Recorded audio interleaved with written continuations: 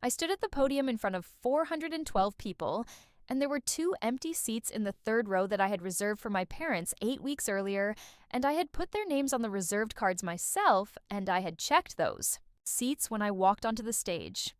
The way you check for something you already know is not going to be there. And they were empty, and my sister's birthday party was happening 63 miles away, and my parents were there, and I was here, and I had a speech to give, and I gave it, and I want to tell you that I did not cry at the podium, and I did not rush through it, and I did not dedicate it to anyone who was absent, and I gave the best speech I had prepared in 3 years of graduate school, and when I finished, the room stood up and I looked at those 2 empty seats in the third row. And I thought, I did this without you. And I thought, that is going to matter for the rest of my life in ways you cannot see from a birthday party 63 miles away. Hi everyone, welcome back. And if this is your very first time here, I want you to know that today's story is one that happened in a single day. And every hour of that day lives in my memory with a clarity that I think will stay with me permanently. So settle in, because we are going to go through all of it together. My name is Claire Ashworth, and I am 29 years old. And 2 years ago, I graduated with a doctorate in organizational psychology from a university I had worked toward for 6 years, and I had been selected to deliver the keynote address at the graduation ceremony, which is an honor given to one graduate per cohort based on academic achievement and departmental recommendation. And I had found out about the selection 11 weeks before the ceremony, and the first person I had called was my mother, and the second person I had called was my father, and both of them had said they were so proud, and both of them had said, "Of course we'll be there." And 3 days before the ceremony, my mother had called me and said, "Claire, there's something we need to tell you."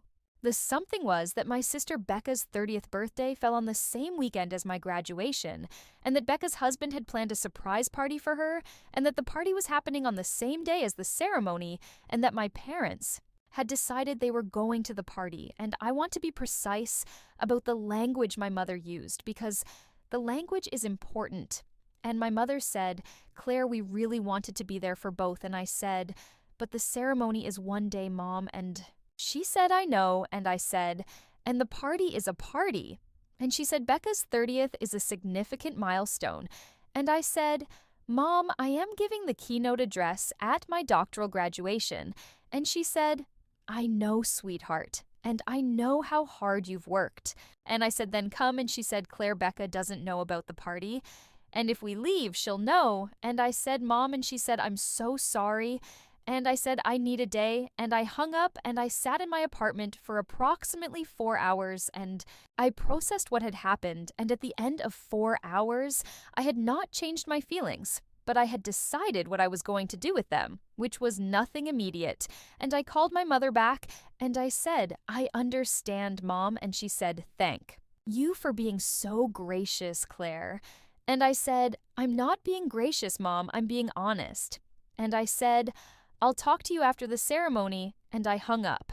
I want to walk through what the 3 days between that phone call and the ceremony looked like, because those 3 days are the foundation of everything that happened at the podium, and what those 3 days looked like was work. And I want to be specific about what kind of work, because there are 2 kinds of work you can do when someone has hurt you. And the first kind is the work of managing the hurt, which I also did. And the second kind is the work you were already doing before the hurt arrived, which is the work that exists independent of how other people treat you. And I went back to my speech and I rewrote the ending, because the ending I had written assumed I would be speaking toward 2 faces I knew in the third row, and I needed to write an ending that was true regardless of who was in the audience. And I spent 2 days rewriting that ending, and when I finished, it was better than what I had before.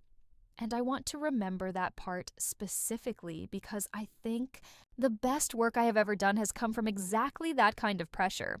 The morning of the ceremony, I woke at 6 and I made coffee and I put on the dress I had bought for the occasion, and I drove to the university and I checked in with the department coordinator and I found my seat with the other graduating doctoral students. And I looked at the program which had my name on it under Keynote address, and I thought about my parents 63 miles away, and I thought about Becca's party, and I thought about the phone call, and then I put all of that in a specific place in my mind where I keep things that are true and painful and not immediately useful, and I focused on the speech. Before the ceremony started, my advisor, Professor Whitman, found me in the staging area. And she said, "Claire, I know your family isn't here today." And I said yes. And she said, "I want you to know that every person in this room who knows your work is here because of what you built."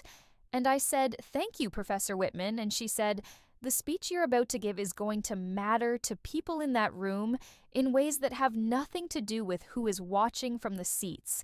And I said, "I know." And she said, "Good."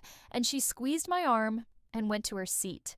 And I stood in the wings for 11 minutes before I walked on. And those 11 minutes were the most focused 11 minutes I have experienced in my adult life. The speech was 22 minutes, and I am not going to recount it in full because it belongs to that room and to that day. But I will tell you what it was about, which was the gap between the person you are when someone is watching and the person you are when no one is. And I had written it as a professional observation about organizational behavior, and it arrived on that day as something considerably more personal. And I think the 412 people in the room felt the difference between a speech that was written and a speech that was lived, and I think that is why they stood up when I finished. And I think that is why 3 people I had never met waited in the lobby afterward to tell me the speech had meant something to them specifically. And I think that is why Professor Whitman, when she hugged me afterward, said, "Claire, that was the best address this department has seen in my 11 years here." And I said, "Thank you," and I meant it. And I went to my car and I sat in the parking lot and I cried for about 15 minutes. Not because I was sad, but because I had done something real in that room, and doing something real in front of 400 people produces a specific kind of release that I had not anticipated. My mother called at 4:37 and she said, "How did it go?" And I said, "It went well, Mom." And she said, "We watched the live stream." And I said, "I didn't know the university live streamed it." And she said, "They do it automatically." And I said, "Okay." And she said, "Claire, the speech?" And she stopped. And I said, "Yes." And she said, "I'm so sorry we weren't there." And I said, "I know, Mom." And she said, "You didn't mention us." And I said, "I know I didn't." And she said, "You could have." And I said, "I know I could have, Mom, and I didn't." And she said, "Why?" And I said, "Because the speech wasn't about who wasn't there, Mom. It was about who I am when no one is watching." And there was a long pause, and my mother said, "Claire, I think I understand what I did." And I said, "I think you do too, Mom." And she said, "I want to fix it." And I said, "I know you do." And I said, "There isn't a fix for not being there, but there can be a different kind of going forward." And she said, "Tell me what that looks like." And I said, "It looks like not having to choose between your children." And she said, "Yes." And I said, "It looks like understanding that some things don't have a second chance." And she said, "I understand that now." And I said, "I know, Mom." And I said, "I'll come for dinner next Sunday." And she said, "Please." And I went, and it was the beginning of something more honest than we had before. And Becca, who had not known any of this was happening, called me the following Tuesday because our mother had told her. And Becca said, "Claire, I didn't know." And I said, "I know you didn't, Becca." And she said, "I would have told them not to come to my party if I had known." And I said, "I know you would have." And she said, "I'm sorry." And I said, "Becca, it's not yours to be sorry for." And she said, "I'm saying it anyway." And I said, "I know." And I said, "Happy belated birthday." And she laughed and I laughed. And I think the 2 of us are going to be okay. And I think those 2 empty seats in the 3rd row produced something in me that the full seats would never have reached. And I think the speech I gave to 412 people who were not my parents was the most complete thing I have ever done. And I will give it again from memory for the rest of my life whenever I need to remember who I am when no one who loves me is watching.